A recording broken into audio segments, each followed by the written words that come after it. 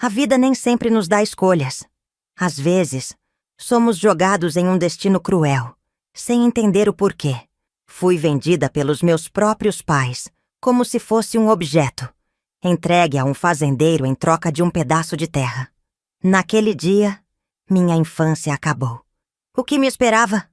Trabalho forçado, fome, dor e a certeza de que ninguém viria me salvar.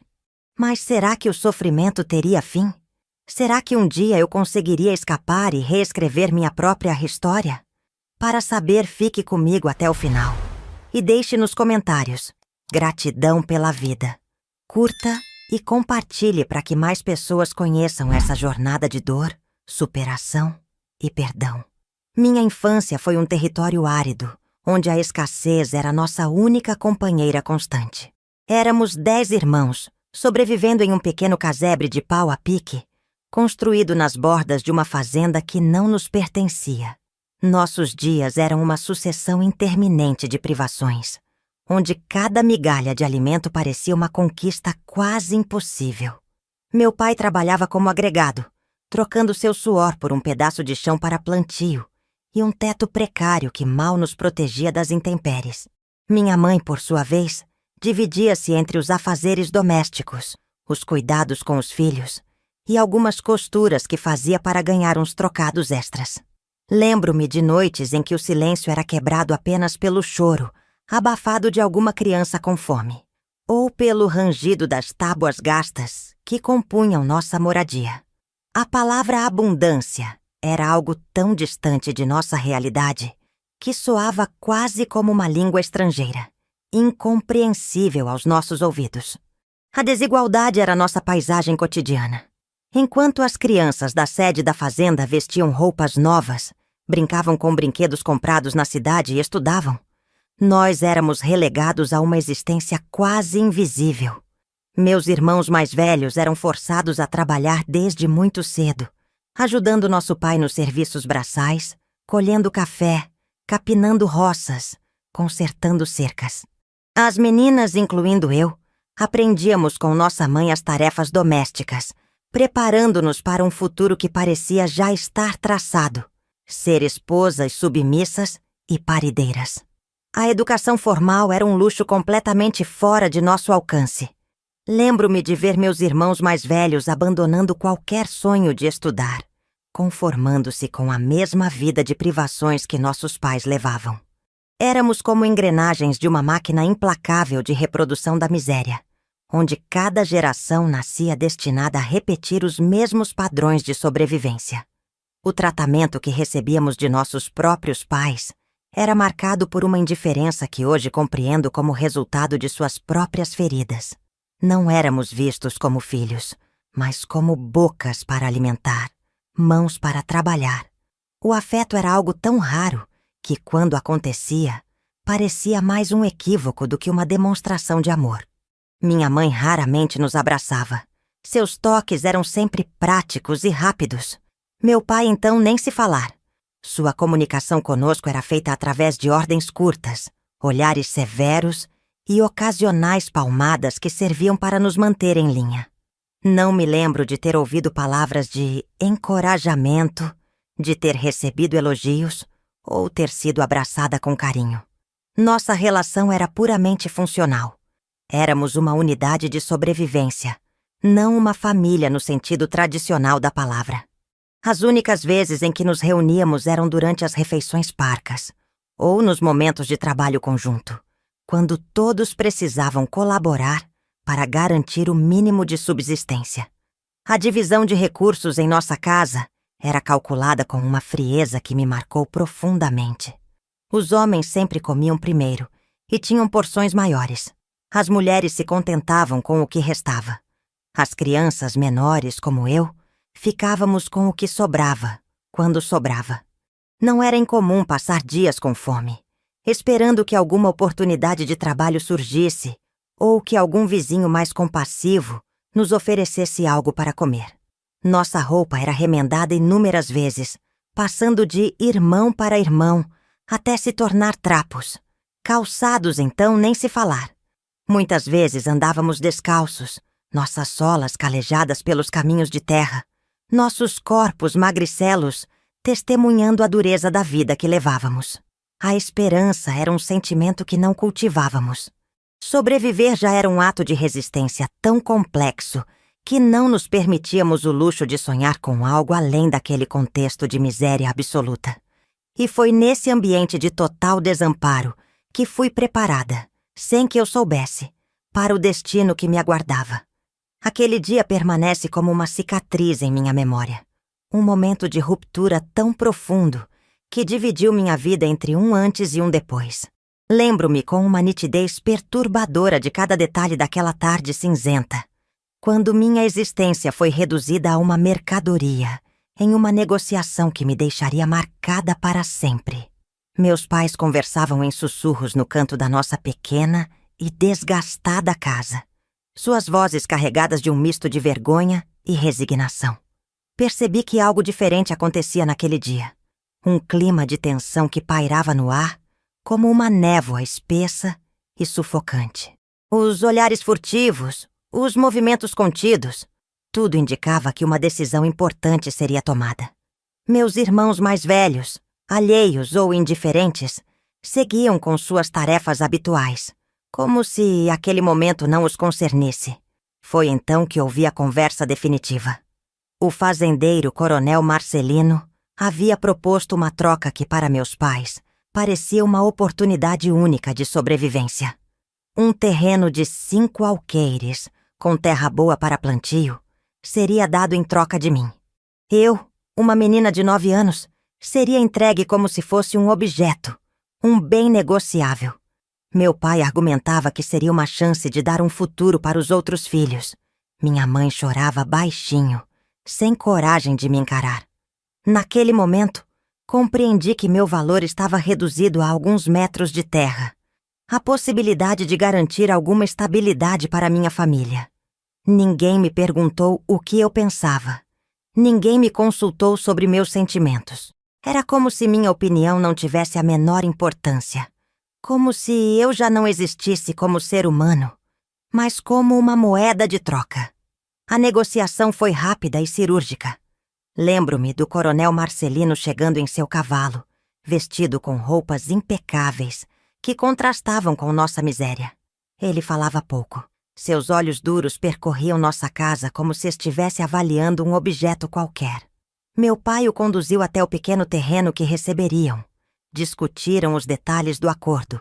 Eu permaneci em um canto, observando aquela transação que me transformaria em algo que nem eu mesma compreendia completamente. A frieza com que meus pais me entregavam era algo que ultrapassava qualquer compreensão infantil. Não havia lágrimas, não havia abraços de despedida. Era como se já tivessem me apagado de suas vidas antes mesmo que eu partisse.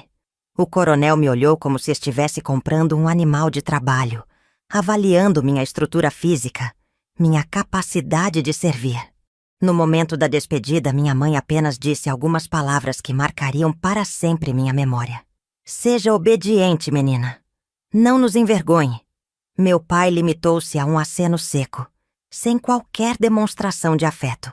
Recebi apenas uma muda de roupa, alguns poucos pertences pessoais e a sensação de que estava sendo arrancada não apenas de minha família, mas de qualquer possibilidade de infância que ainda pudesse existir. O coronel me pegou pelo braço, não com violência, mas com uma firmeza que não permitia qualquer resistência. Enquanto me afastava daquela casa, olhei para trás uma última vez. Meus irmãos continuavam em suas tarefas. Ninguém sequer levantou os olhos para me ver partir. Foi naquele momento que compreendi que minha jornada de solidão e sobrevivência estava apenas começando e que o mundo seria dali em diante um lugar onde eu teria que lutar sozinha por minha existência. A primeira visão da fazenda do coronel Marcelino ficou gravada em minha memória como uma pintura macabra. Era um lugar imponente, com uma casa grande de paredes brancas e janelas verdes, cercada por jardins bem cuidados e um amplo terreiro, onde os empregados circulavam em um ritmo acelerado e silencioso. A propriedade se estendia além do que meus olhos podiam alcançar, com plantações de café, milho e cana-de-açúcar que desapareciam no horizonte como um mar verde e interminável. O contraste com o ambiente miserável em que cresci era chocante, não apenas pela evidente riqueza, mas principalmente pela organização meticulosa, onde cada pessoa, cada animal e cada objeto parecia ter um lugar designado, uma função específica. Enquanto o cavalo do coronel avançava pela estrada principal da fazenda, senti os olhares curiosos e ao mesmo tempo indiferentes dos trabalhadores, homens e mulheres de rostos marcados pelo sol inclemente e pelo trabalho árduo. Seus olhos continham algo que só muito tempo depois identifiquei. Uma mistura de pena e alívio por não estarem em meu lugar, como se minha chegada confirmasse que existia um destino ainda pior que o deles. A esposa do coronel me recebeu com um olhar que mesclava desprezo e curiosidade. Dona Eulália era uma mulher alta, de postura rígida e mãos sempre ocupadas, cujos olhos pareciam ter o poder de congelar qualquer pessoa que ousasse contrariá-la. Ela me examinou de cima a baixo, como quem avalia uma peça recém-adquirida, e suas primeiras palavras soaram como uma sentença. Trate de tirar essa roupa imunda e se lavar no tanque dos fundos. Não quero pestes dentro da minha casa. Não trouxeram você aqui para ficar à toa. Uma das empregadas mais velhas, uma mulher negra de cabelos grisalhos chamada Sebastiana, foi designada para me mostrar onde eu dormiria e quais seriam minhas funções. Com gestos contidos e olhos baixos, ela me conduziu a um pequeno quarto nos fundos da casa grande. Um cubículo úmido sem janelas, com apenas um colchão fino sobre tábuas e um baú velho para guardar meus poucos pertences. Não é um quarto, ela me explicou em um sussurro quase inaudível. É onde você vai poder descansar quando terminar todo o serviço. E isso raramente acontece antes da meia-noite. O amanhecer do dia seguinte trouxe a revelação completa do que seria minha nova vida. Fui acordada antes mesmo do sol nascer por Dona Eulália, que entrou no cubículo batendo uma colher de pau contra um balde de metal, produzindo um ruído ensurdecedor. Levante-se, sua preguiçosa. Há muito trabalho a ser feito, e não foi para dormir que te trouxeram para cá. Ainda sonolenta e desorientada, fui arrastada para a cozinha, onde um mundo novo de tarefas me aguardava. Aprendi naquele primeiro dia que minha função principal seria a de uma criada para todo o serviço, responsável por manter o fogão a lenha sempre aceso, lavar panelas e pratos, limpar o chão da cozinha, alimentar as galinhas, ajudar no preparo das refeições, lavar as roupas da família na beira do córrego, passar e engomar cada peça até que estivesse impecável. Sebastiana tentava me ensinar cada tarefa com paciência, sempre atenta aos passos de Dona Eulália, que não hesitava em aplicar castigos físicos ao menor sinal de ineficiência.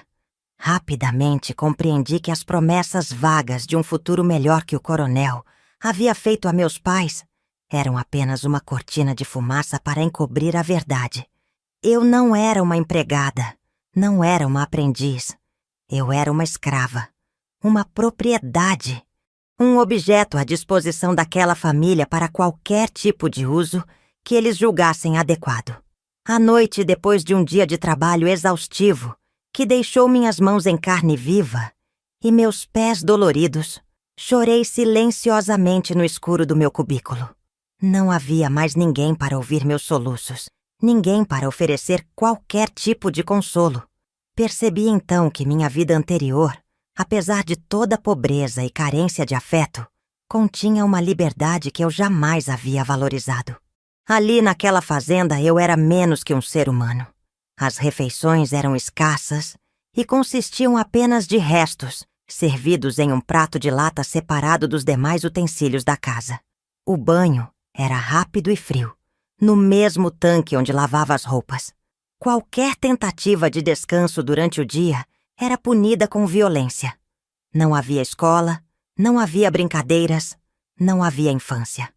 O coronel, que durante o dia permanecia supervisionando o trabalho na lavoura, às vezes me observava com um olhar que me causava um medo diferente, mais profundo e visceral. Foi naquela primeira noite, entre lágrimas silenciosas, que compreendi completamente o significado da palavra abandono. Não havia retorno possível. Não havia escape. Não havia esperança. A única saída seria encontrar dentro de mim uma força que eu nem sabia que existia para suportar dia após dia, para sobreviver em um ambiente onde minha humanidade era constantemente negada. Os dias na fazenda se transformaram em uma rotina brutal que esmagava qualquer vestígio de infância que ainda pudesse existir em mim. Acordava todos os dias antes mesmo dos primeiros raios de sol, quando o céu ainda guardava tons escuros e a fazenda dormia em silêncio. Minha primeira tarefa era acender o fogão a lenha, o que exigia força para quebrar e carregar a madeira do lado de fora. Muitas vezes, a lenha estava úmida pelo sereno da noite, o que tornava o processo ainda mais difícil. Se o fogo demorasse a pegar, Dona Eulália surgia na cozinha com seu olhar implacável e sua voz cortante. "Se você não consegue nem acender um fogão direito, para que serve então?" dizia ela enquanto me observava com desdém. Em seguida, precisava preparar o café e o desjejum para toda a família. O coronel Marcelino, Dona Eulália e seus 3 filhos, 2 rapazes adolescentes e uma menina de aproximadamente 12 anos. Devia servir a refeição pontualmente às 6 horas, quando todos se reuniam na mesa grande da sala de jantar. Eu não tinha permissão para comer junto deles, obviamente. Minha refeição consistia nas sobras, quando havia, ou em um punhado de farinha com um pouco de café ralo. Após o café da manhã, iniciava-se a longa jornada de afazeres domésticos. Lavava toda a louça, arrumava os quartos, limpava o chão de toda a casa, tirava o pó dos móveis e objetos, sempre sob a vigilância constante de Dona Eulália, que parecia ter o dom da onipresença. Nenhum canto empoeirado escapava de seus olhos atentos, nenhum deslize era tolerado. Os castigos variavam conforme seu humor, desde ficar sem comer até receber golpes com a palmatória que ela mantinha sempre à vista, pendurada na parede da cozinha como um lembrete constante do que me aguardava caso não cumprisse suas exigências à risca. Por volta das 10 horas precisava começar os preparativos para o almoço, cortando legumes, limpando arroz, preparando feijão, sempre seguindo as instruções detalhadas e rígidas de Sebastiana, que tentava me ensinar com uma paciência silenciosa, mas também vivia sob o jugo do medo. Depois do almoço, servia o café aos homens que retornavam brevemente do trabalho na lavoura. Limpava novamente toda a cozinha e começava a tarefa que mais castigava meu corpo franzino: a lavagem das roupas. O córrego ficava a quase 1 quilômetro da casa principal, e até lá eu carregava cestos pesados com as vestimentas da família. Lavá-las exigia um esforço descomunal para meus braços infantis. Esfregava cada peça com sabão de cinzas, que ardia em minhas mãos já machucadas. Batia-as contra as pedras para tirar a sujeira mais resistente. Enxaguava-as várias vezes na água gelada do córrego. E depois as estendia em varais improvisados, com cordas amarradas entre árvores. Precisava ficar de guarda enquanto secavam, garantindo que nenhum animal ou inseto as danificasse. O sol inclemente castigava minha pele, causando queimaduras dolorosas, especialmente no pescoço e nos braços. Quando as roupas secavam, recolhia tudo novamente nos cestos e retornava para a casa, onde ainda precisava passá-las com ferros aquecidos no fogão, uma tarefa delicada e perigosa. Qualquer marca de queimado em uma peça resultava em castigos severos. A tarde avançava e eu continuava em movimento constante, limpando, arrumando, preparando o jantar. Meu corpo infantil protestava com dores agudas nos músculos, mas não havia espaço para descanso. Não havia compaixão por minha exaustão. A fome era uma companheira constante, pois as refeições que me eram permitidas mal supriam a energia que gastava naquele trabalho interminável. Muitas vezes, quando todos já dormiam, eu me esgueirava até a despensa e pegava um punhado de farinha ou um pedaço de rapadura, mastigando lentamente no escuro, aterrorizada com a possibilidade de ser descoberta. O cansaço era tão extremo que havia noites em que eu mal conseguia chegar até meu colchão, antes de desmoronar, vencida pelo esgotamento. Durante o dia, lutava contra o sono que me invadia em ondas, sabendo que adormecer durante as tarefas significaria a punição certa.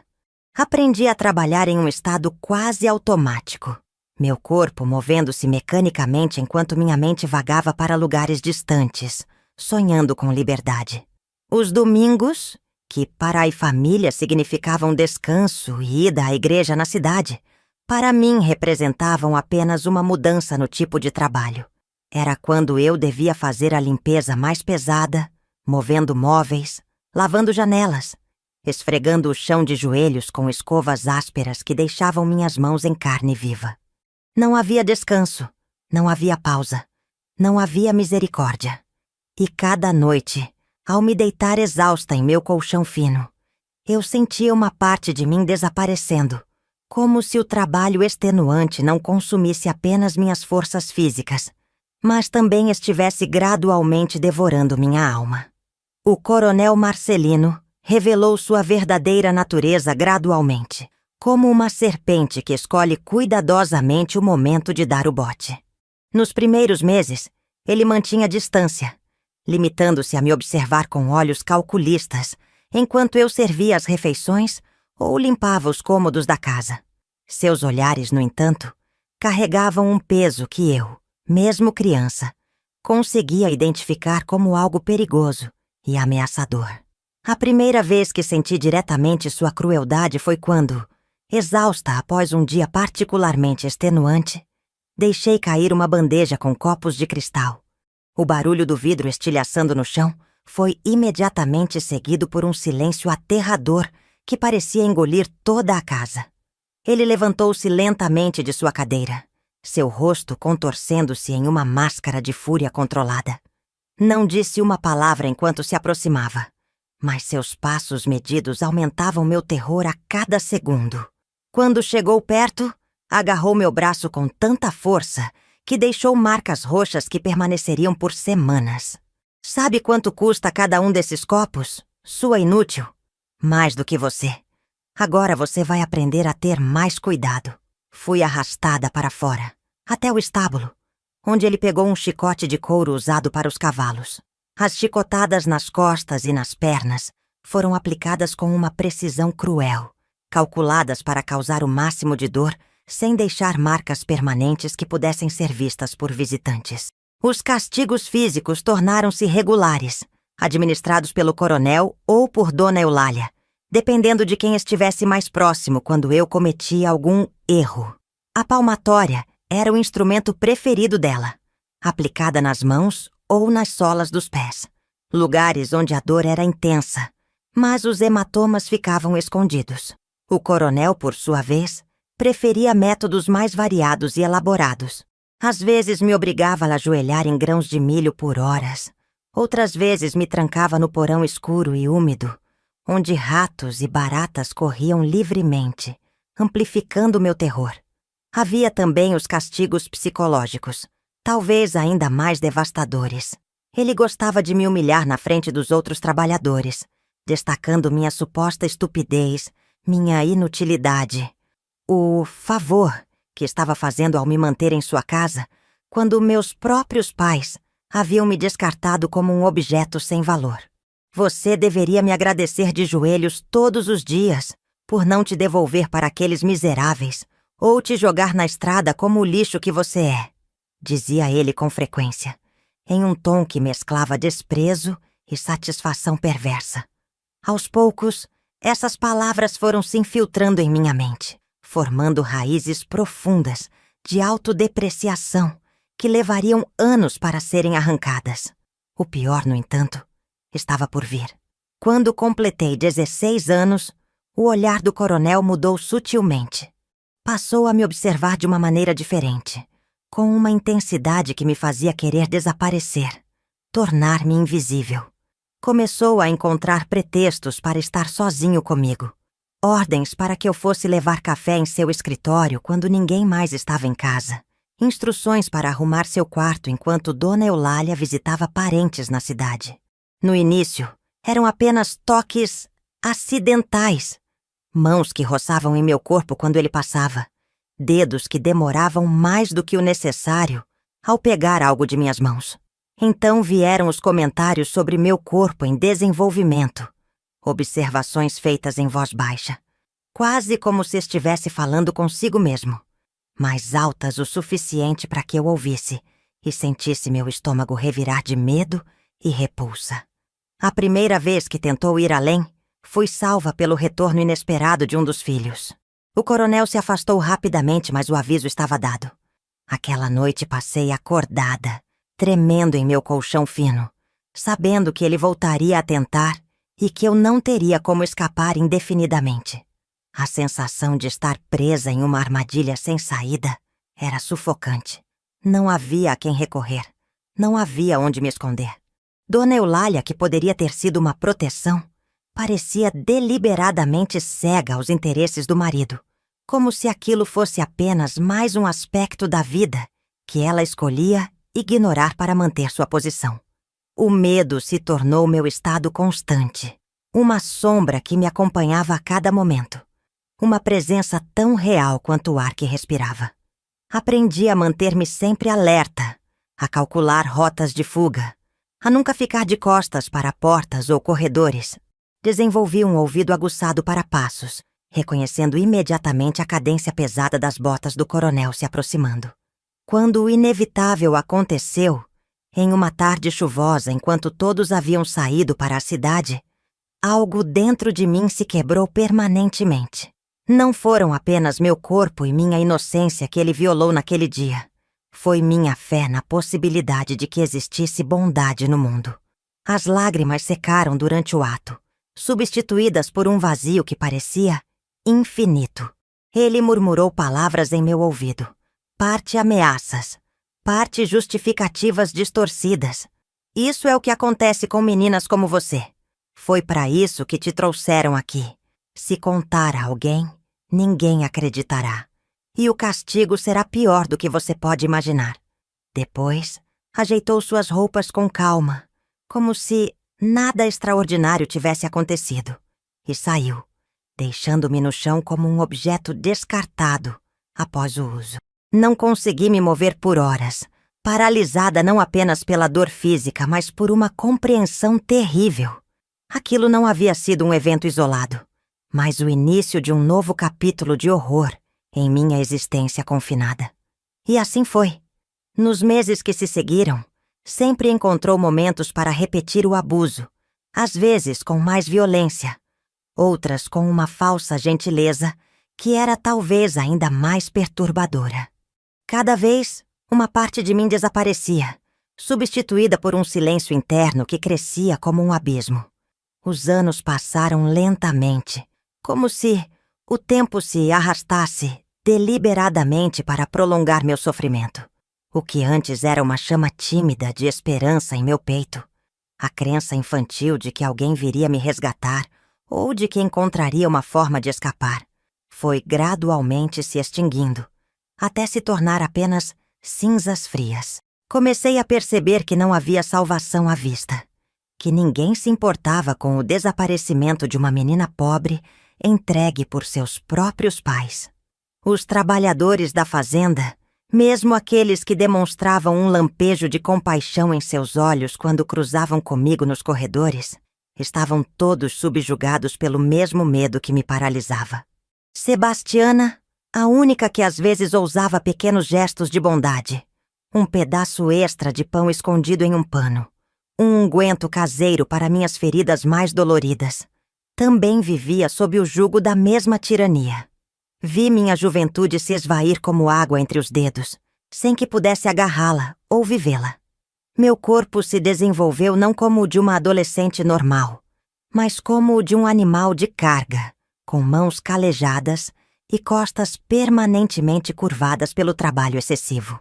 Os abusos do coronel se tornaram parte de uma rotina terrível, uma obrigação adicional que eu suportava com o mesmo distanciamento emocional que havia aprendido a cultivar para todas as outras formas de sofrimento.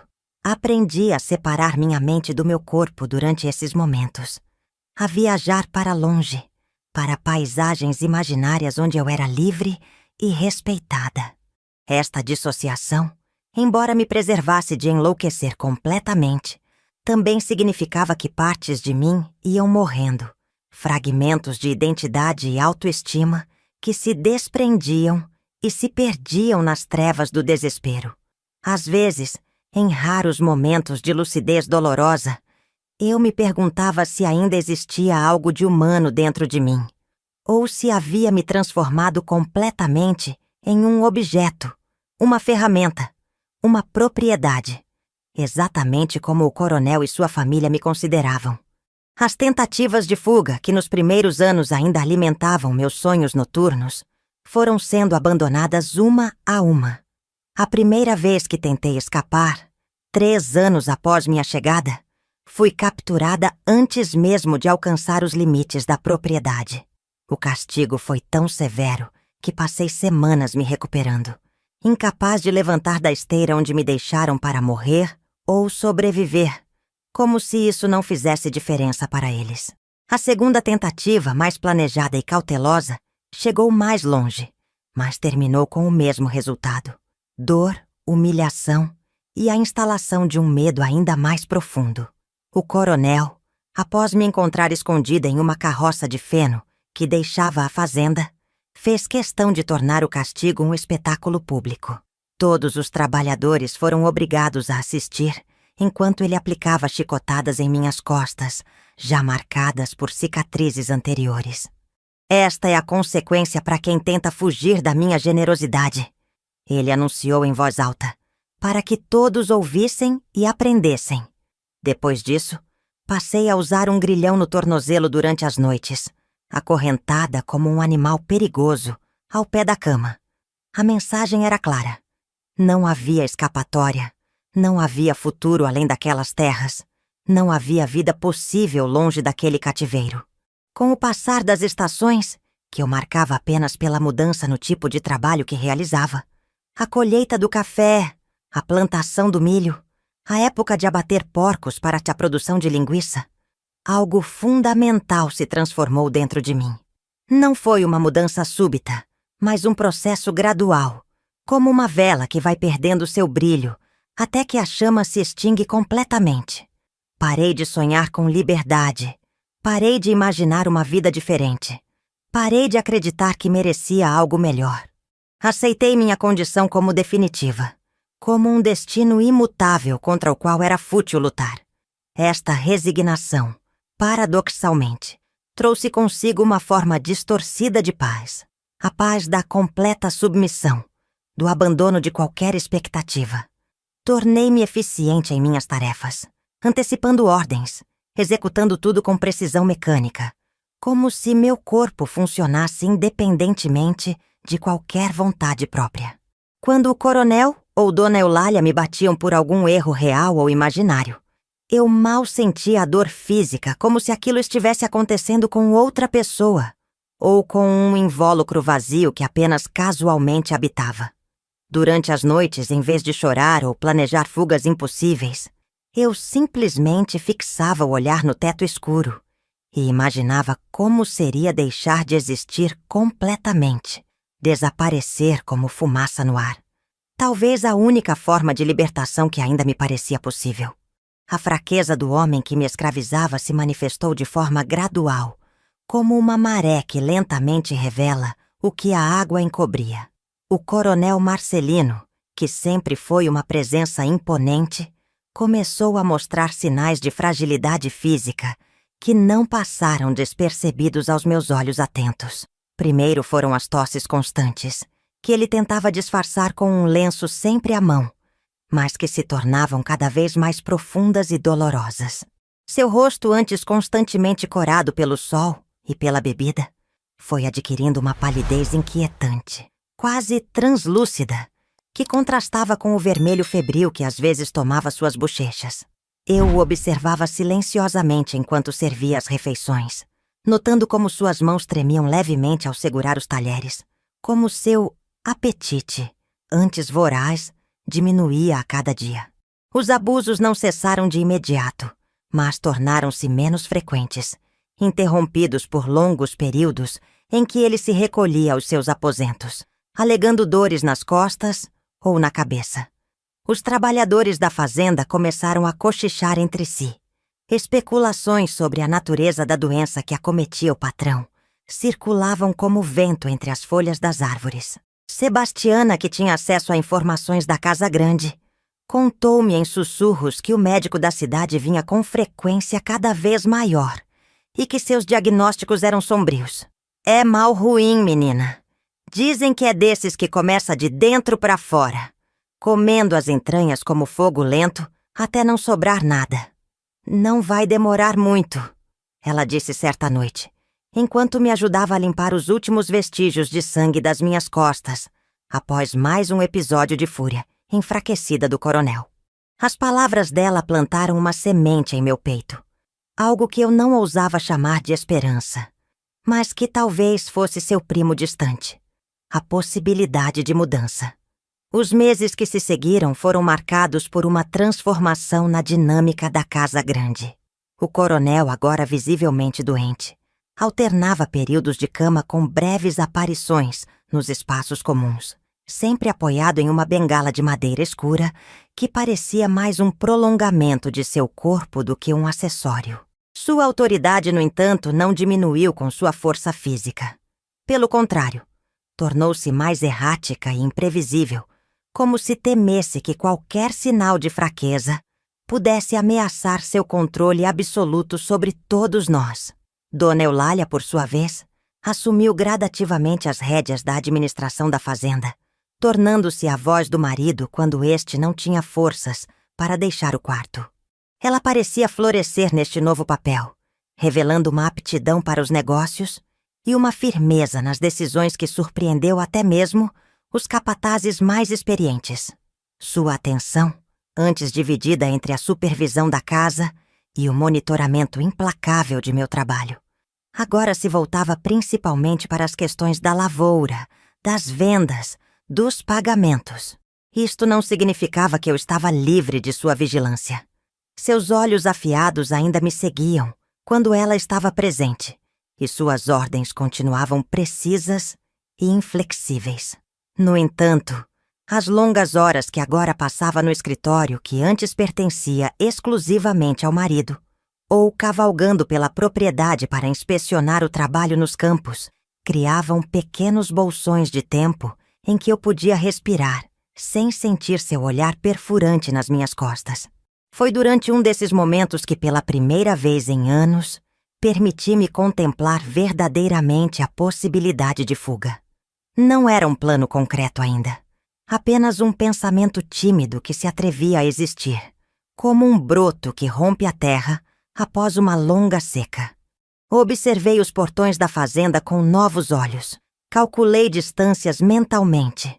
Comecei a prestar atenção redobrada às conversas sobre as cidades vizinhas, sobre as estradas, sobre os horários em que as carroças de suprimentos chegavam e partiam. A doença do coronel Marcelino se agravou rapidamente, transformando-o em uma sombra do homem que um dia foi. Seu corpo, antes robusto e intimidador, definhava visivelmente sob os lençóis sempre limpos que eu mesma trocava diariamente. O quarto principal da casa, anteriormente um local de terror para mim, tornou-se o epicentro de uma rotina diferente, igualmente exaustiva, mas carregada de uma ironia que não me escapava.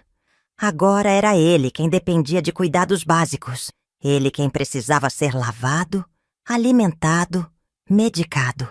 Dona Eulália, apesar de sua nova posição como administradora da fazenda, insistia em passar longas horas ao lado do marido enfermo, orientando-me nos procedimentos de cuidado quando ela precisava se ausentar.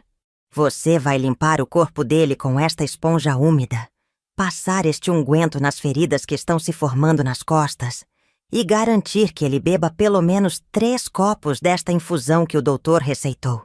Se ele reclamar de dor, coloque 2 gotas deste vidro na língua dele. Não mais que isso. Suas instruções eram meticulosas, e eu as seguia com uma precisão nascida não do respeito ou compaixão, mas do medo ainda profundamente enraizado em meus ossos. Quando ficávamos a sós, o coronel às vezes me fitava com olhos que haviam perdido o brilho dominador de outrora, substituído por uma mistura de confusão e, ocasionalmente, algo que poderia ser interpretado como vergonha. Em momentos de lucidez, ele tentava falar, sua voz um sussurro áspero, que mal conseguia transpor a barreira de seus lábios ressecados. Água, minhas terras, o acordo. Palavras soltas que pareciam fragmentos de preocupações que o perseguiam mesmo à beira da morte. Outras vezes, em delírios febris, ele me confundia com pessoas de seu passado, chamando-me por outros nomes, pedindo perdão por atos que eu desconhecia ou ordenando crueldades a subordinados ausentes. Havia uma justiça poética em presenciar sua debilidade, em ser testemunha silenciosa de sua degradação física, mas não sentia prazer nisso. Apenas um vazio cansado, como se estivesse observando o inevitável curso da natureza. Nem bom, nem mau. Apenas necessário. O ponto de virada surgiu em uma noite particularmente tumultuada, quando o estado do coronel piorou drasticamente após uma série de convulsões que deixaram Dona Eulália em pânico. O médico foi chamado com urgência, e ela me ordenou que ficasse no quarto, pronta para auxiliar caso fosse necessário, enquanto ela própria saía para preparar pessoalmente a medicação especial que mantinha guardada em um armário trancado na sala de costura. Vou buscar as gotas do Dr. Antonino, aquelas do vidro azul. Não saia de perto dele nem por um segundo, e mande chamar imediatamente se ele piorar antes de eu voltar. Era a primeira vez em todos aqueles anos que ela me confiava completamente os cuidados do marido, sem sua supervisão direta. Um sinal da gravidade da situação e de sua crescente dependência de minha ajuda. Fiquei sozinha com o homem que havia destruído minha vida, que havia tomado tudo de mim, incluindo minha dignidade e minha esperança. Ele jazia na cama, respirando com dificuldade, o rosto contorcido por uma dor que os remédios já não conseguiam aplacar completamente. Por um instante fugaz, contemplei possibilidades sombrias. Bastariam alguns minutos com um travesseiro pressionado sobre seu rosto para encerrar definitivamente sua tirania. Seria tão fácil, tão rápido, e poderia ser interpretado como uma consequência natural de sua doença já avançada. Mas algo me deteve, não por compaixão ou moralidade abstrata, mas porque percebi que sua morte, embora libertadora em certo sentido, provavelmente não mudaria minha situação concreta. Dona Eulália assumiria o controle total da fazenda, e minha servidão continuaria sob seu jugo possivelmente ainda mais rigoroso. Além disso, a suspeita poderia recair facilmente sobre mim, resultando em punição ou mesmo morte. Não, matá-lo não era a resposta, mas usar aquele momento, aquela brecha, na vigilância constante, aquele deslocamento temporário no equilíbrio de poder da Casa Grande, talvez fosse a única oportunidade real que eu teria. A decisão cristalizou-se em minha mente com uma clareza que não sentia há anos. Olhei uma última vez para o homem que havia sido meu algoz, agora reduzido a um corpo frágil, perdendo a batalha contra forças que nem seu dinheiro nem seu poder podiam subjugar. Não disse nada. Não senti necessidade de declarações dramáticas ou despedidas. Simplesmente virei as costas e, pela primeira vez desde minha chegada àquela fazenda, caminhei em direção à porta não como uma serva cumprindo ordens, mas como uma mulher decidida a recuperar o controle sobre seu próprio destino. Saí do quarto do coronel sentindo meu coração bater tão forte que temia que alguém pudesse ouvi-lo. Meus pés descalços tocavam o assoalho de madeira com uma leveza que nunca antes havia experimentado, como se meu corpo já soubesse que cada passo me aproximava da liberdade que por tanto tempo me fora negada. Não havia planejado aquele momento. Não tinha uma rota traçada ou provisões guardadas. Apenas o impulso selvagem e primitivo de fuga, que finalmente encontrara uma brecha para se manifestar. Atravessei o corredor escuro, passando pelo quarto de Dona Eulália, onde a luz ainda brilhava por baixo da porta, enquanto ela preparava os medicamentos do marido. O relógio da sala marcava quase meia-noite, e os demais empregados da casa já haviam se recolhido aos seus aposentos nos fundos. Apenas Justino, o capataz noturno, estaria acordado, fazendo sua ronda pelos limites da propriedade. Precisava evitá-lo a todo custo. No armário próximo à cozinha, peguei um xale velho que Dona Eulália havia descartado há meses e uma pequena trouxa de pano, onde coloquei um pedaço de pão, 2 maçãs que encontrei na fruteira e um punhado de amendoins que estavam separados para o desjejum do dia seguinte. Não ousei procurar por mais nada. Cada segundo dentro daquela casa agora representava um risco que não podia me dar ao luxo de correr. Passei pela porta dos fundos, aquela que dava para o quintal onde tantas vezes lavei roupas sob o sol inclemente, e pela primeira vez atravessei-a sem carregar baldes de água ou trouxas de roupa suja, apenas com o peso das lembranças amargas e a determinação de nunca mais voltar. A noite estava surpreendentemente clara, com uma lua quase cheia, que iluminava os campos como se fosse uma lâmpada gigante pendurada no céu, especialmente para guiar meus passos vacilantes. Isso era tanto uma bênção quanto uma maldição. Conseguia enxergar o caminho com relativa facilidade, mas também seria mais facilmente vista caso alguém notasse minha ausência e iniciasse uma busca. Decidi evitar a estrada principal, que cortava as terras do Coronel e levava ao vilarejo mais próximo. Em vez disso, segui na direção oposta, adentrando o pequeno bosque que marcava a divisa da propriedade com as terras de seu Jerônimo, um vizinho que, segundo os cochichos dos outros trabalhadores, mantinha relações tensas com o coronel, por causa de disputas antigas sobre direitos de água. Caminhei o mais rápido que pude sem fazer barulho, sentindo os galhos baixos arranharem meus braços e rosto, as pedras e raízes machucando meus pés descalços, já calejados por anos de trabalho sem proteção adequada.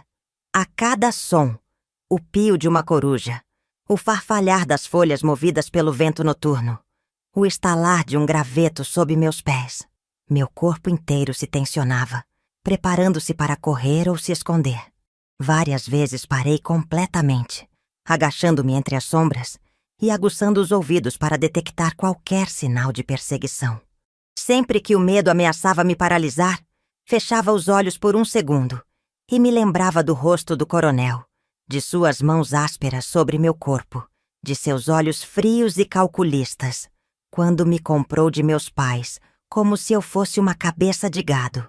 E então, a coragem renovada voltava a fluir em minhas veias, impulsionando-me adiante, para longe daquele inferno terreno que havia sido meu cativeiro por tantos anos. Atravessei o bosque e me vi diante de uma pequena colina, da qual, segundo havia ouvido nas conversas entre os trabalhadores da fazenda, existia uma estrada secundária que eventualmente se conectava à rodovia estadual. Ali, com sorte, poderia pegar carona com algum caminhoneiro ou viajante que me levasse para longe o suficiente para que o coronel, mesmo se recuperasse da doença, não pudesse me encontrar. Eu não tinha destino certo em mente, apenas a certeza cristalina de que qualquer lugar seria melhor que a fazenda que ficava agora às minhas costas. Subi a colina lentamente, meus músculos protestando após horas de caminhada tensa, mas a promessa de liberdade no horizonte era um analgésico poderoso. Quando cheguei ao topo, parei para recuperar o fôlego e olhei para trás, vendo ao longe as luzes da casa grande, onde passei tantos anos de minha vida, onde cada dia era uma luta para manter acesa a pequena chama de humanidade dentro de mim, que o coronel e Dona Eulália tentavam constantemente apagar com suas ordens, seus castigos e sua indiferença cruel. Foi um momento estranho, quase solene, como se estivesse assistindo ao funeral de uma versão de mim mesma que precisava morrer para que eu pudesse seguir adiante. Senti lágrimas quentes escorrerem pelo meu rosto, não de tristeza ou saudade, mas de alívio profundo, e uma espécie selvagem de alegria que nunca havia experimentado. Ali, sozinha sob o céu estrelado, permiti-me sorrir verdadeiramente pela primeira vez em anos, sem precisar esconder o gesto por medo de provocar a ira de meus captores. Aquele sorriso, mais que qualquer outra coisa, marcou o verdadeiro início de minha jornada para a liberdade. Não tinha dinheiro, documentos ou qualquer outro recurso, além das poucas provisões que conseguira pegar antes de fugir. Não conhecia ninguém fora da fazenda que pudesse ou quisesse me ajudar. Tudo o que sabia fazer eram os trabalhos domésticos e de campo que havia realizado desde que fui entregue ao coronel. Conhecimentos que esperava poderiam me garantir algum tipo de emprego onde quer que eu fosse. Mas, para isso, precisava chegar a algum lugar onde houvesse pessoas dispostas a me contratar sem fazer perguntas demais sobre meu passado ou sobre como havia chegado até ali. Decidi que meu objetivo imediato seria alcançar a cidade grande que ficava a cerca de 100 quilômetros dali, onde o anonimato seria mais fácil de conseguir e onde haveria mais oportunidades para alguém como eu. Com esse destino em mente, retomei a caminhada, agora sob a luz do dia, mantendo-me afastada das estradas principais e seguindo na direção que acreditava ser a correta, guiando-me pelo sol da manhã, pela intuição e, acima de tudo, pelo desejo inabalável de construir uma vida que fosse verdadeiramente minha.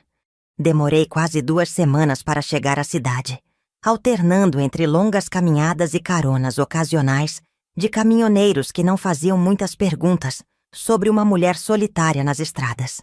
A primeira noite na cidade grande foi a mais assustadora desde minha fuga. Os prédios altos, as luzes que nunca se apagavam completamente, o barulho constante de carros e pessoas. Tudo me parecia estrangeiro e intimidante depois de anos limitada ao ambiente rural da fazenda.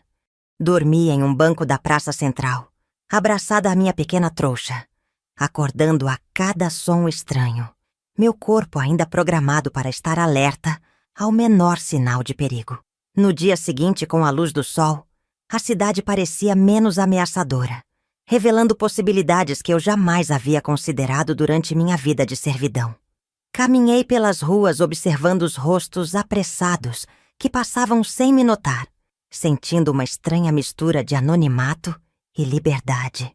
No mercado municipal, uma senhora de cabelos grisalhos pendurava um cartaz manuscrito na vitrine de seu pequeno restaurante.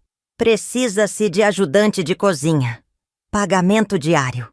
Respirei fundo, ajeitei minhas roupas surradas o melhor que pude e entrei no estabelecimento.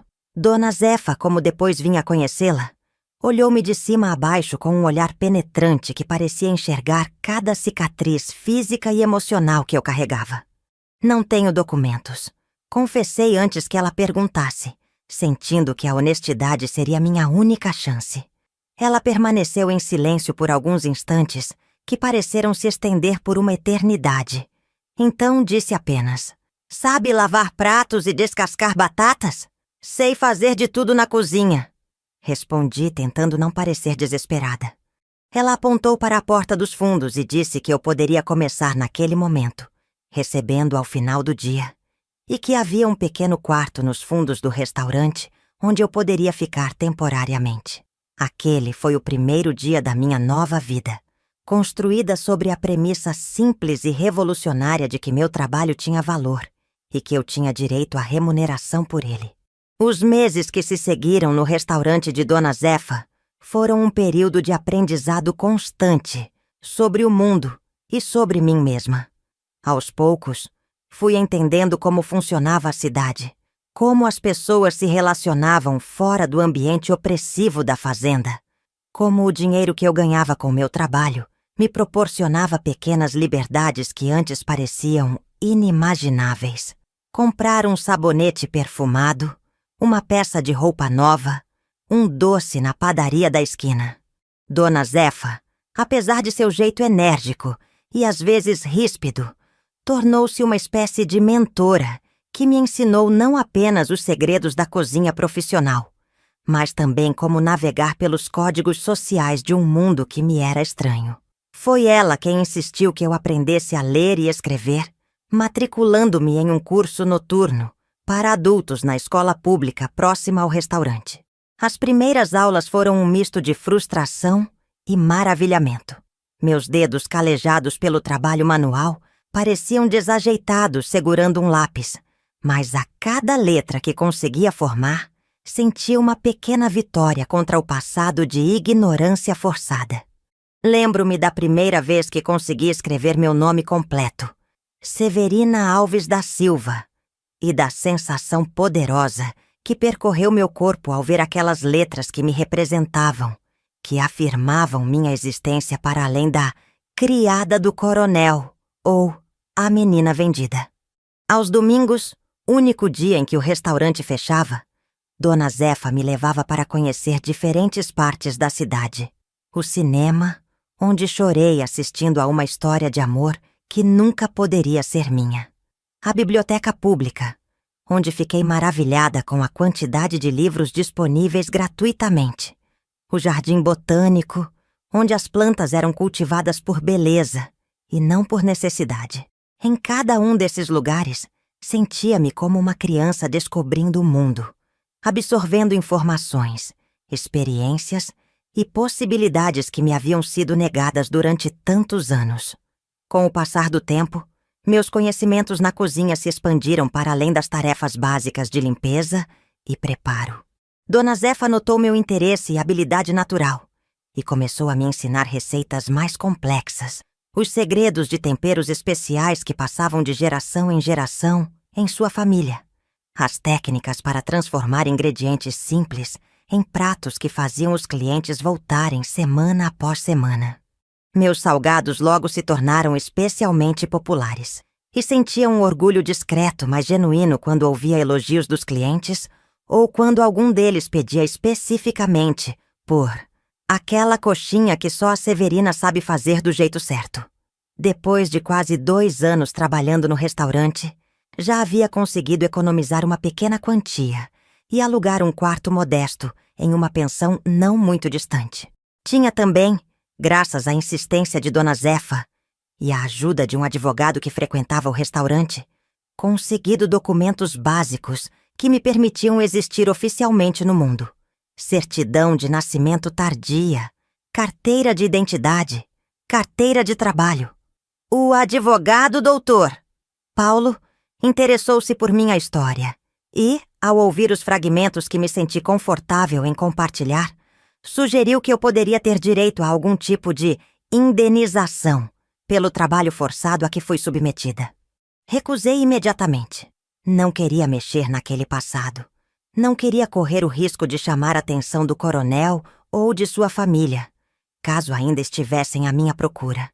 Preferia construir meu futuro olhando para frente, não para trás, embora as cicatrizes, tanto as visíveis quanto as invisíveis, permanecessem comigo como lembrança permanente do que havia sobrevivido. Foi em uma tarde comum de quinta-feira, enquanto preparava a massa para os pastéis do dia seguinte, que a notícia chegou através de um cliente que vinha da região onde ficava a fazenda do coronel. O coronel havia falecido 2 meses atrás, e suas terras estavam sendo disputadas por seus familiares em um processo judicial complicado. Senti uma onda de emoções contraditórias me atravessando. Não havia alegria pela morte do homem que havia me escravizado, apenas um estranho vazio e a sensação de um capítulo finalmente encerrado. Naquela noite, em meu pequeno quarto na pensão, chorei por horas, não pelo coronel, mas pela menina que eu havia sido, pela inocência perdida, pelos anos roubados, pela família que me vendeu e que nunca mais vi. Mas pela manhã, ao acordar, senti uma leveza nova, como se o conhecimento da morte do coronel tivesse rompido alguma corrente invisível que ainda me prendia ao passado. Naquele mesmo dia, conversando com Dona Zefa durante o preparo do almoço, mencionei um sonho que vinha cultivando silenciosamente. Abrir meu próprio negócio, uma pequena casa de salgados especializada nos quitutes, que havia aprendido a fazer com tanta maestria. Pela primeira vez, disse em voz alta: "Quero ter o meu próprio lugar, ser dona do meu próprio trabalho, construir algo que seja inteiramente meu. Dona Zefa sorriu com aquele jeito dela, entre o orgulhoso e o desafiador, e disse que já estava na hora mesmo, que eu já havia aprendido tudo o que ela podia me ensinar e que tinha potencial para muito mais.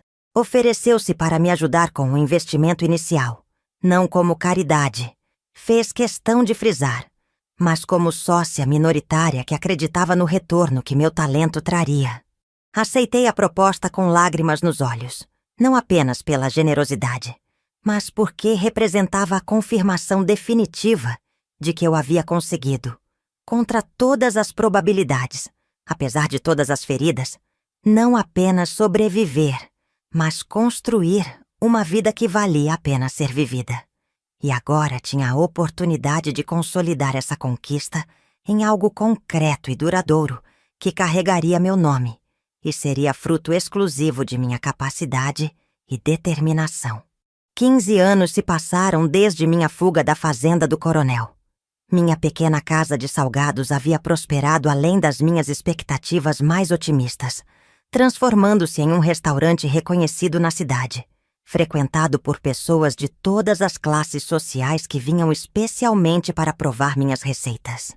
Dona Zefa, já bastante idosa, mas ainda lúcida e perspicaz, continuava como sócia e conselheira, aparecendo algumas vezes por semana para supervisionar a cozinha e contar histórias aos clientes mais antigos.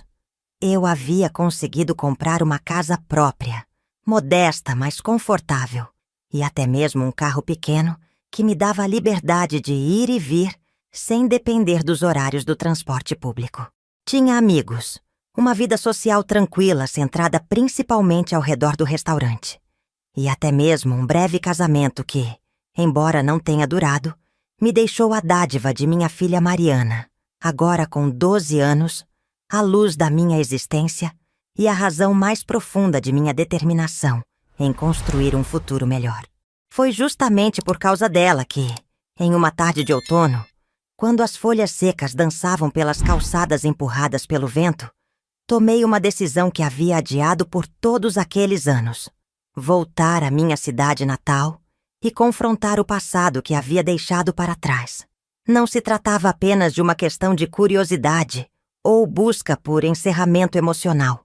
Era sobre identidade e raízes, sobre dar a Mariana a chance de conhecer sua história completa, por mais dolorosa que fosse. Ela já sabia fragmentos do meu passado, sempre apresentados de forma cuidadosa e adequada à sua idade. Mas agora, aproximando-se da adolescência e fazendo perguntas cada vez mais profundas sobre nossa família, sentia que devia a ela e a mim mesma essa jornada de retorno. A viagem até minha cidade natal foi uma experiência surreal, como se estivesse atravessando não apenas quilômetros de estrada, mas camadas de tempo que me separavam da menina que um dia fui. Levei Mariana comigo, apesar das preocupações de Dona Zefa, que achava que eu deveria ir sozinha primeiro para limpar o terreno. Minha filha permaneceu silenciosa durante grande parte do trajeto, sentindo intuitivamente a importância daquela viagem, ocasionalmente apertando minha mão em gestos de apoio que me comoviam profundamente. À medida que nos aproximávamos, a paisagem ia se tornando estranhamente familiar. As mesmas formações rochosas ao longe, o mesmo tipo de vegetação que havia embalado minha infância, os mesmos tons de terra vermelha nos campos que se estendiam para além da estrada. Quando finalmente avistamos as primeiras casas da pequena cidade, senti meu coração acelerar e minha respiração ficar superficial. Ali, naquelas ruas empoeiradas que pareciam congeladas no tempo, estavam enterradas as raízes de toda a dor que carreguei por décadas. O centro da cidade havia mudado pouco. Alguns comércios novos, uma praça reformada, mais antenas de televisão sobre os telhados das casas, mas a essência permanecia a mesma. Aquela combinação peculiar de estagnação e familiaridade que caracteriza as pequenas cidades do interior. Estacionei o carro próximo à igreja matriz, cujo sino havia marcado os ritmos da minha infância distante, e permaneci por alguns minutos imóvel, reunindo coragem. Mariana esperou paciente, até que finalmente perguntou com sua voz suave: "Estamos perto da casa dos meus avós?" Sua pergunta me trouxe de volta ao presente e à realidade da missão que havia me trazido de volta àquele lugar. "Sim", respondi, tentando manter a voz firme. "Eles devem morar na mesma casa de sempre, se ainda estiverem vivos." Não tinha certeza disso. Não havia tentado obter informações sobre meus pais durante todos aqueles anos, preferindo manter aquela parte da minha vida selada em um compartimento que raramente me permitia abrir. Percorremos as ruas estreitas, cada esquina despertando lembranças que pensei ter enterrado profundamente. Ali estava a venda onde meu pai costumava comprar cachaça.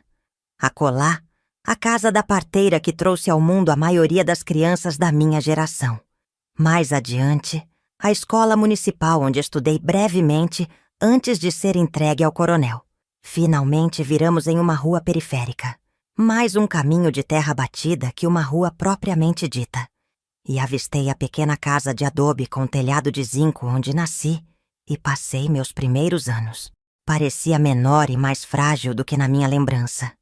O reboco das paredes descascando, o pequeno jardim da frente tomado pelo mato, a cerca improvisada com restos de madeira parcialmente caída.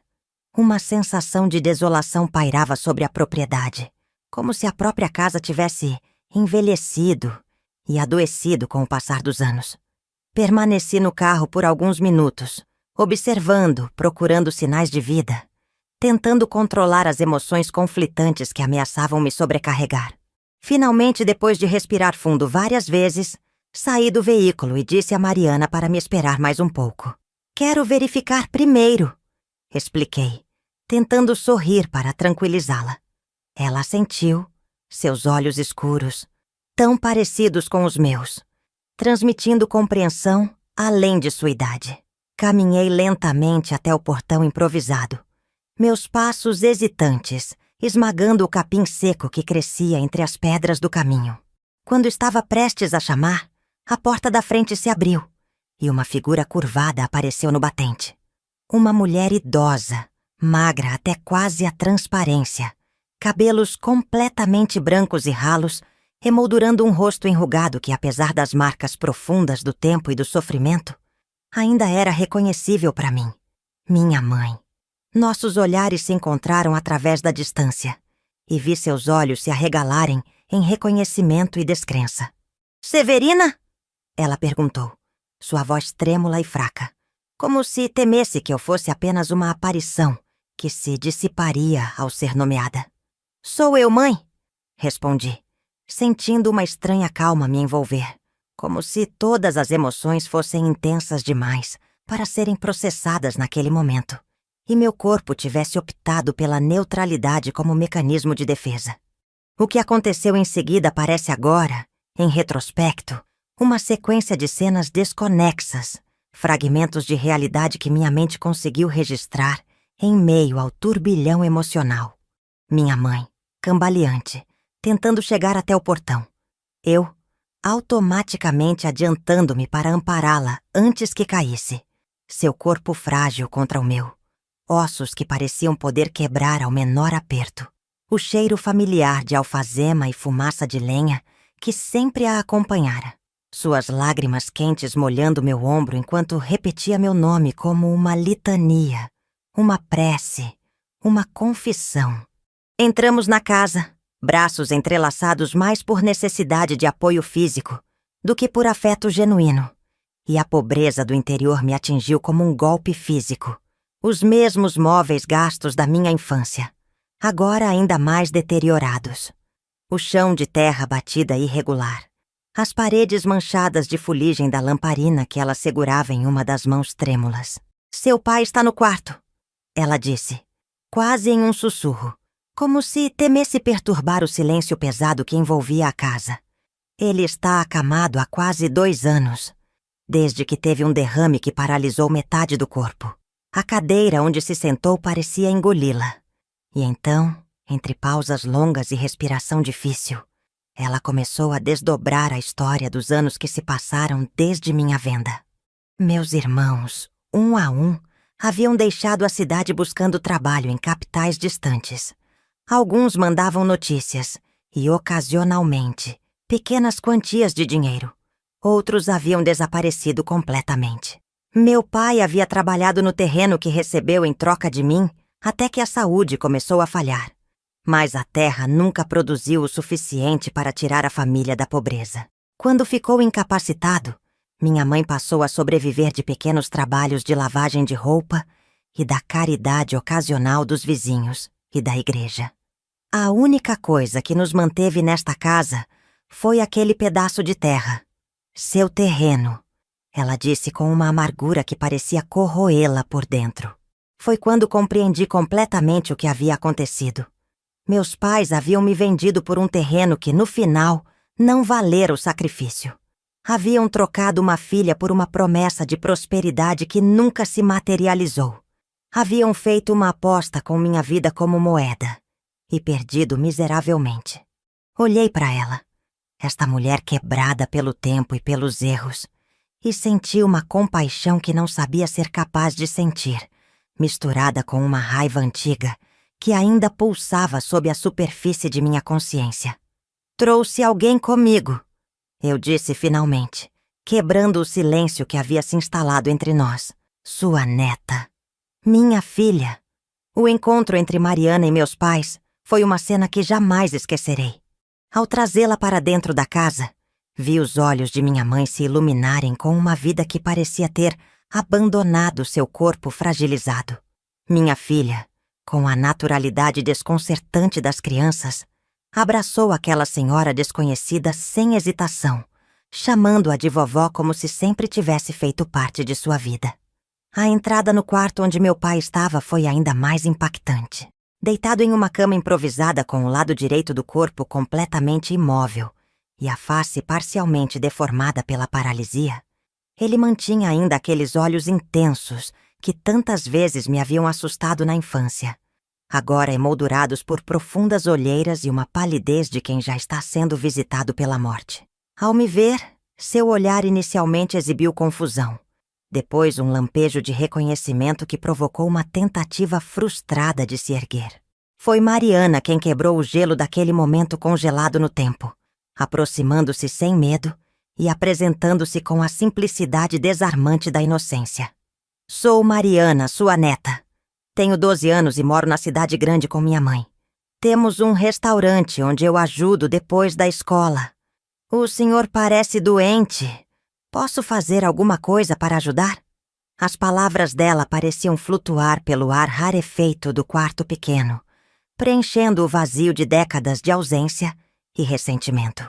Meu pai, aquele homem que havia decidido meu destino como se decidisse sobre a venda de uma cabeça de gado, tentou falar, produzindo apenas sons ininteligíveis, que logo deram lugar a um choro silencioso, lágrimas escorrendo pelo lado funcional de seu rosto, enquanto sua mão esquerda trêmula buscava a de Mariana. Foi ali, testemunhando aquela cena, que senti algo dentro de mim se transformar. Não um perdão instantâneo ou uma reconciliação milagrosa, mas uma fissura no muro de ressentimento que havia construído ao longo dos anos, permitindo que um fino raio de compaixão começasse a penetrar. Passamos a noite na casa de meus pais, improvisando colchões no chão da pequena sala. No dia seguinte, enquanto Mariana entretinha meu pai lendo histórias de um livro que trouxemos, tive uma longa conversa com minha mãe. Ela me contou como, após minha venda, a culpa corroeu o relacionamento entre ela e meu pai, como o dinheiro obtido com o terreno acabou rapidamente sem trazer a melhoria de vida esperada, como meus irmãos, ao crescerem e descobrirem o que haviam feito comigo, os condenaram um a um antes de partirem para nunca mais voltar. A solidão e a pobreza foram suas companheiras constantes nas últimas décadas, agravadas pela doença debilitante de meu pai, que consumiu os poucos recursos que ainda tinham. Quando seu relato terminou, permanecemos em silêncio por algum tempo, o ar entre nós denso com palavras não ditas e emoções não processadas. Finalmente perguntei o que mais queria saber. A questão que me assombrava desde que decidi voltar. Por que vocês me venderam? Por que eu e não um dos outros?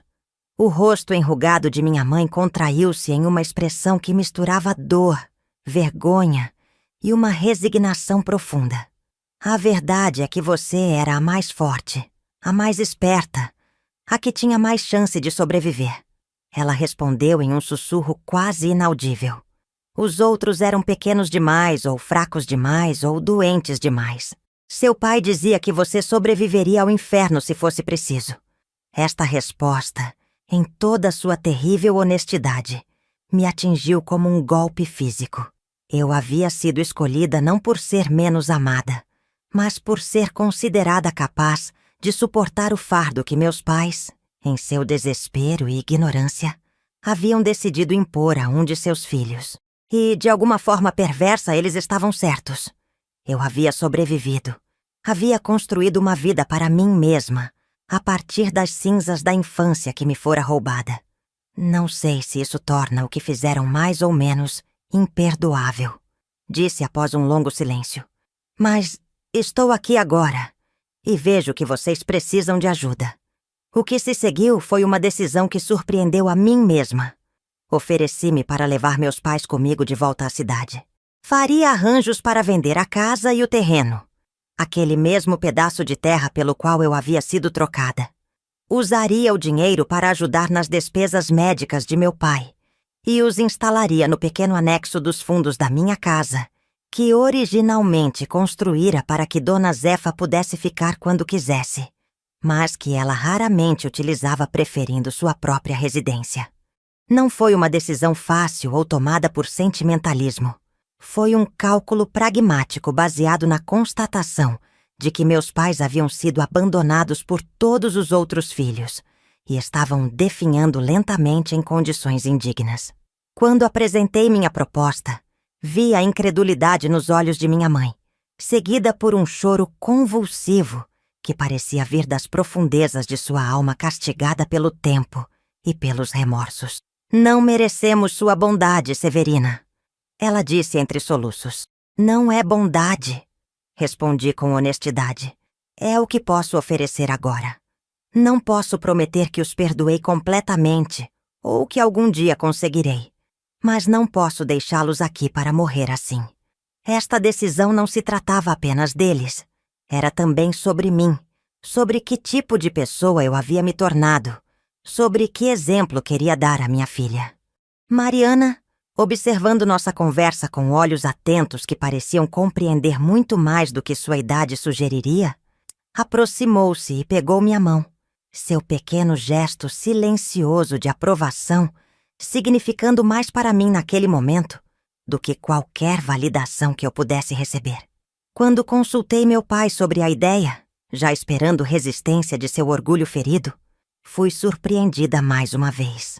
Ele apenas fez um gesto afirmativo com a cabeça funcional e, com grande esforço, conseguiu articular duas palavras que entendi serem "me perdoe", embora distorcidas pela dificuldade de fala causada pelo derrame. O processo de transferir meus pais para minha casa foi complexo e emocionalmente exaustivo. Vendi a propriedade, ironicamente, por um valor consideravelmente maior do que havia sido pago por mim décadas atrás, graças à expansão da cidade e à valorização das terras da região. Contratei uma enfermeira para acompanhar meu pai durante a viagem e para cuidar dele algumas horas por dia após nossa chegada. Reorganizei minha rotina no restaurante para poder dedicar mais tempo à adaptação deles à nova realidade. Dona Zefa, com sua sabedoria adquirida ao longo de uma vida não isenta de dores próprias, foi uma aliada crucial nesse período, assumindo mais responsabilidades no negócio e aconselhando-me nos momentos em que o peso das antigas feridas ameaçava me sobrecarregar. A presença de meus pais em minha vida diária trouxe desafios que não havia antecipado completamente. Memórias dolorosas que ressurgiam nos momentos mais inesperados, sonhos perturbadores que me faziam acordar suando frio, momentos de raiva súbita que precisava controlar para não descontar nos idosos fragilizados que agora dependiam de mim. Mas trouxe também algo que não esperava: oportunidades de cura. Ao cuidar do corpo debilitado de meu pai, ao alimentá-lo, limpá-lo, medicá-lo, ao ouvir as histórias de minha mãe sobre sua própria infância difícil e os contextos de pobreza extrema que haviam moldado suas escolhas impossíveis, comecei lentamente a enxergá-los não apenas como os monstros de minhas lembranças infantis, mas como seres humanos falhos, produtos de um sistema social cruel e de limitações culturais que os haviam levado a ver a venda de uma filha como uma estratégia desesperada de sobrevivência. Isso não apagava o que haviam feito, não justificava a dor que me causaram, mas adicionava camadas de compreensão que tornavam possível compartilhar o mesmo espaço com eles, sem que o ressentimento me consumisse completamente. E Mariana, com sua capacidade inata de amar sem reservas, tornou-se uma ponte entre nós, trazendo momentos de leveza e até mesmo de alegria para aquela casa, onde o silêncio pesado dos ressentimentos não expressos, frequentemente, ameaçava sufocar qualquer tentativa de reconstrução de laços familiares. A vida me tirou quase tudo, mas nunca conseguiu apagar minha força. No fim, escolhi o perdão, não por eles, mas por mim. Carregar ódio só prolonga a dor, e eu queria paz. Hoje, olho para trás e vejo que, apesar de tudo, venci. Se essa história te emocionou, curta e compartilhe para que mais pessoas reflitam sobre o peso do passado e o poder do perdão.